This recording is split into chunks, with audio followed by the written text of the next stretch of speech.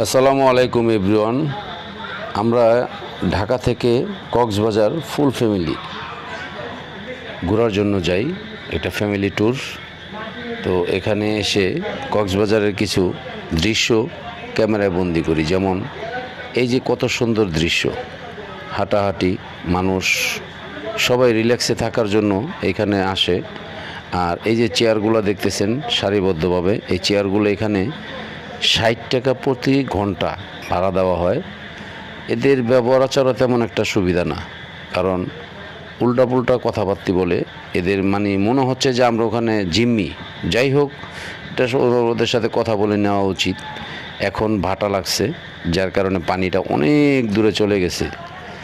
আর যখন জোয়ার আসে তখন কিন্তু পানি একেবারে সামনাসামনি চলে আসে। এই যে মানুষগুলো দেখতেছেন তারও অনেক উপরে, এই পর্যন্ত পানি চলে আসে। এই যে পানির দাগ দেখা যাচ্ছে, এই পর্যন্ত পানি চলে আসে। আর এতগুলো জায়গা পানি কোথায় চলে গেছে দেখছেন? আল্লাহর কি নীলা খেলা!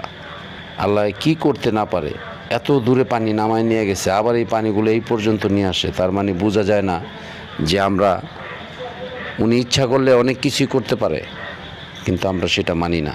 যাই হোক, সবাই যে যতটুকু পারেন 5 ওয়াক্ত নামাজ পড়ার চেষ্টা করবেন, এটা করাটা উচিত। আর ইমানের সাথে চলাটাও ভালো। এই যে দেখেন আমার ফ্যামিলি, আমার মেজো নাতিন কতটা খুশি আনন্দ। পরীক্ষা শেষ, তাই ওদেরকে নিয়ে কক্সবাজার ঘুরতে গেলাম। যাওয়ার সময় গ্রিন লাইনও গেছি, আসার সময় গ্রিন লাইনে আসছি। Green line sleeper coach. তো এই হচ্ছে আমার ফ্যামিলি। সবারই পরীক্ষা মোটামুটি শেষ। এটা হচ্ছে বড় নাতিন, তারপরে বড় নাতিন, মেজো নাতিন, ছোট নাতিন, ওই যে ছোট নাতিন। আর এখানে হরেক রকমের মানুষ আছে। আল্লাহ পাক অনেক দিক দিয়ে অনেকে রিজিক তৈরি করে দিছে। দেখেন কত কিছু মানুষ বিক্রি করতেছে, এটা দিয়ে তাদের জীবন জীবিকা চলে। এখানে আমরা ছিলাম, এটা হচ্ছে আমাদের হোটেল। আর হোটেলের পাশে একটু গান বাজনা হয়, তো আমরা এখানে একটু রেস্টের জন্য আসছি। তো এখান থেকে আবার চলে যাব আগামীকালকে। তো আমি একটু করে স্কিপ করে ভিডিও করছি, তো যার কারণে এটা এডিটিং করে দিলাম। এটা হচ্ছে আমার ফ্যামিলির পিছনে, ওরা ওয়াশরুমে যাচ্ছে। ওয়াশরুমে থেকে আসলে এখান থেকে চলে যাব। তারপরে আমরা যাওয়ার চিন্তা ভাবনা আছে হিমছড়ি থেকে যাব আমরা ইনানি বিচ। এখান থেকে এখন চলে যাচ্ছি আমরা ইনানি বিচ যাওয়ার উদ্দেশ্যে রওনা দেব একটু পরেই। এটা হচ্ছে আমার মেয়ের জামাই, ফুল ফ্যামিলি। এখানে আমার ওয়াইফ আছে, বাড়িয়ালি আছে, আমার মেয়ে আছে, আমরা এখন ইনানি বিচের দিকে রওনা হলাম অটো দিয়ে। কিন্তু অটোটা এত পরিমাণ ঝাঁকি লাগছে, মানে আমি ভিডিওটা যে করছি সেটাও আমার অনেকটা কাঁপাকাঁপি করছে। তো অটোর ভিতরে অনেকটা ঝাঁকি লাগছে, আমি যার কারণে ভিডিওটা শিডিউলভাবে করতে পারিনি। এই যে দেখেন সাগরের উত্তাল, সাগরের ঢেউ। এখন কিন্তু জোয়ারের কারণে পানিগুলো কত দূরে চলে আসে। মানে পুরাটা জোয়ার আসে নাই, পুরাটা জোয়ার আসবে বিকালে। এইটা হচ্ছে ইনানি বিচ। এখানে আমরা মানে মাইলকে মাইল শুধু বিচের যে আওতা, চর আর চর, পানি কত দূরে নেমে গেছে। এখন আবার ভাটা লাগছে, ভাটা লাগার কারণে পানি অনেক দূরে চলে গেছে। একটু আগে আসলো, সেটা আমার বড় নাতিন।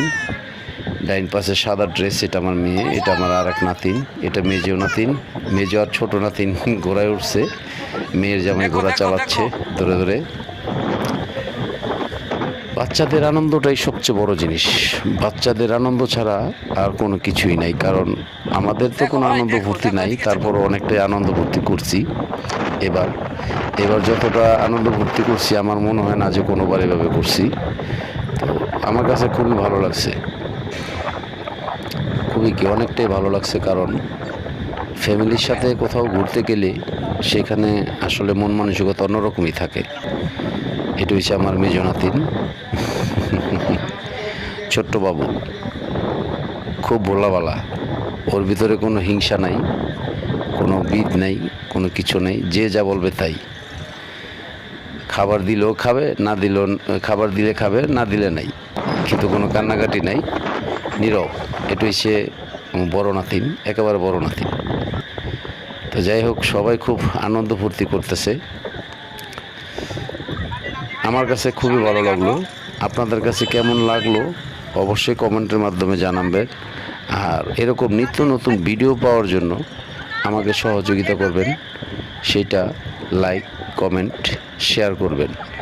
কমেন্টের মাধ্যমে বলবেন যে কোথাও কোনো কিছু দেখার ইচ্ছা আছে কিনা বা কোনো ইনফরমেশন দরকার আছে কিনা, সেটা আমাকে বলবেন। যেহেতু আমি গ্রিন লাইনে জব করতেছি, অবশ্যই আমি অনেক কিছুই তথ্য দিতে পারবো। যদি আপনারা চান বলবেন, কোথায় কোনো কিছু দেখতে ইচ্ছা হলে বা কোনো ইনফরমেশন দরকার হলে আমাকে জানাবেন, অবশ্যই আমি দেওয়ার চেষ্টা করব। আমার এই যে ছোট্ট কলিজার টুকরা নাতিন, এটা আমরা এখন আছি ইনানি বিচ। হয়তো বা আর অল্প কিছুক্ষণের ভিতরে এখান থেকে চলে যাব। ছোট্ট বাবুটা গরমের ভিতরে পেপসি খাচ্ছে। আমরা কিন্তু এখন ডাব খাইছি সবাই, কিন্তু আসলে মূলত কক্সবাজার ডাবের যে চাহিদা, এটা কিন্তু সবসময়। ওইখানকার ডাব আমার কাছে লাগলো ঢাকার চাইতে ওই জায়গায় ডাবের দামটা একটু বেশি। কারণ ঢাকায় আমরা 150, 140 এরকম ডাব পাই, কিন্তু ওইখানে 220, 230, 250 টাকা ডাবের দাম। ডাবের সাইজটা একটু বড়। যাই হোক, তারপরও ঘুরতে গেছি, টাকার হিসাব করলে তো হয় না। যেহেতু ঘুরতে গেছি, টাকা খরচ করার জন্যই গেছি, তারপর একটু হিসাবের ভিতরে থাকতে পারলে ভালো। তো এটা আমি খুব দীর্ঘদিন যাবৎ মনে শখ উঠলো যে ঘোড়া চালাবো। তাই একটু ঘোড়াটা নিলাম, একটু হাঁটাহাঁটি করলাম। তারপরে চিন্তা করলাম না, একটু ঘোড়ায় উঠলাম, ঘোড়া চালালাম, ভালোই লাগলো। আপনাদের কাছে কেমন লাগলো অবশ্যই জানাবেন, কিন্তু খারাপ কিছু বলবেন না। তো যারা বাচ্চাদের নিয়ে এখনও যান নাই ঘুরতে, অবশ্যই বাচ্চাদের নিয়ে ঘুরতে যাবেন। কারণ ঘোরাঘুরি করলে বাচ্চাদের মন রিফ্রেশ হয়, তাদের মস্তিষ্ক ভালো থাকে, পড়ালেখায় মন দিবে। সে ঘোরাঘুরি করে আসার পরে কিন্তু পড়ালেখায় মন দিবে। অবশ্যই আপনারা বাচ্চাদেরকে নিয়ে একটু ঘোরাঘুরি করবেন, যার যা সামর্থ্য আছে ওই হিসাবে যাবেন। কক্সবাজার যেতে হবে এমন কোনো কথা না, এটা আমার ফুল ফ্যামিলি। আমরা এখন এখান থেকে রওনা হব, যার কারণে ফ্যামিলি ফটো নিলাম। তো যাই বলতেছিলাম যে আপনাদের যার যা সামর্থ্য আছে ওই সামর্থ্য অনুযায়ী ঘুরবেন, সমস্যা নেই। কক্সবাজার যেতে হবে, বড় কোনো স্পটে যেতে হবে এমন কোনো কথা না। বাচ্চাদের নিয়ে ঘুরলে তাদের মন ভালো থাকে। আমরা এখন কক্সবাজার উদ্দেশ্যে রওনা হলাম। এটা হলো হিমছড়ি পাহাড়। এই হিমছড়ি পাহাড়ের যে দৃশ্যটা, এটা কিন্তু খুবই ভয়ানক লাগে, কিন্তু যারা এখানে বসবাস করে তাদের কাছে কোনো কিছু মনে হয় না, কিন্তু আমার কাছে খুব ভয় লাগে। কারণ যে খারাপভাবে পাহাড়টা কাটা হয়েছে, মূলত ভারী বৃষ্টির কারণে কিন্তু পাহাড় ধস হয়, আর পাহাড় ধসের কারণে কিন্তু অনেক মানুষের জীবন চলে যায়। তো যাই হোক, আল্লাহ সবাইকে হেফাজত করুক। এটা একটা ঝর্ণা। আমার মেজনাতিন ঝর্ণা দেখে বলে রাখো, আমরা এখানে একটু ছবি তুলব। ঠিক আছে, চলো। তো যাই হোক, এই ঝর্ণাটার সামনে আমরা রাখবো। ঝর্ণাটা একটু সামনে, এটা একটা ঝর্ণা, কিন্তু এটা ছোট। সামনের একটা ঝর্ণা একটু বড়। আমরা এইখানেই থাকবো। এই যে ঝর্ণা, এইখানে আমরা নামার পরে একটু ছবি তুললো বাচ্চারা। তো এখন আবার চলে যাব কক্সবাজারের উদ্দেশ্যে। মূলত এই ঝর্ণাটা কিন্তু অনেক দিন আগের, এখন পানি অবশ্য অনেকটাই কমে গেছে, আর এখানে এখন যাওয়াও যায় না। এখন আমরা কক্সবাজার চলে যাব লাস্টের দিন। তো চলে আসবো, সবাই বলল আমরা একটু গোসল করব। ঠিক আছে, সবাই তাহলে ডুবাই, কিন্তু আমি নিচে নামিনি, কারণ পানি অতিরিক্ত ছিল।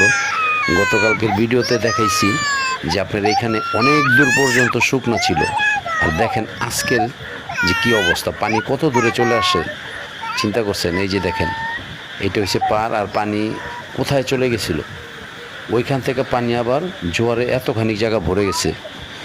তো আমরা আল্লাহ পাককে সবাই ভয় করি, আল্লাহ অনেক কিছুই করতে পারে, এটাই স্বাভাবিক, এটাই সত্য কথা। তো যাই হোক, অনেকক্ষণ ঘোরাঘুরি করলাম, ভালোই লাগলো। এখন বাড়ির দিকে রওনা হতে হবে। আজকে রাতে ঢাকার দিকে চলে যাব, কারণ আজকে 4 দিন পার হয়ে গেছে। আমার ওয়াইফ সে তার গোসলই শেষ হয় না, সে বারে খালি দৌড়ে দৌড়ে যাচ্ছে গোসল করবে। ঠিক আছে, যাও করো। যাক, আমি কিন্তু নামি নাই, আমি একবারই নামছি। আমি নামি নাই, আমি শুধু ভিডিও করলাম আপনাদেরকে দেখানোর জন্য। তারা এখন রেস্টে আছে, আমার ছোট জন আর বড় জন। সবাই তাদের জন্য দোয়া করবেন, আমার ছোট বাবুটার জন্য বেশি বেশি করে দোয়া করবেন। আর আমরা এখন রাতে খাবারের জন্য আসলাম, খাওয়া দাওয়া শেষ করে আমরা চলে যাব ঢাকার উদ্দেশ্যে। তো সবাই ভালো থাকবেন, আমাদের জন্য দোয়া করবেন, আমরা আপনাদের জন্য দোয়া করি। আল্লাহ আপনাদের সবাইকে ভালো রাখুক, ফ্যামিলি সহকারে সবাই যাতে ঘুরতে যেতে পারেন সেই দোয়াই করি। আমরা এখন গ্রিন লাইনে চলে যাব ঢাকা। আসসালামু আলাইকুম ওয়া রাহমাতুল্লাহি ওয়া বারাকাতুহু।